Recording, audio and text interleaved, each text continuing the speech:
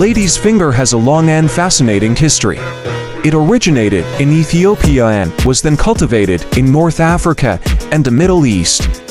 During the slave trade, it was introduced to the Americas and the Caribbean. Today, it is a popular and versatile vegetable eaten across the world. Lady's finger is known for many health benefits.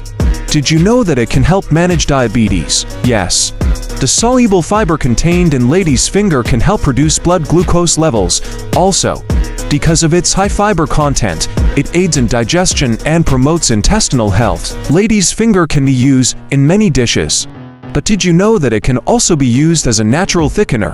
It's great for soups and stews. And its mild flavor makes it a versatile ingredient.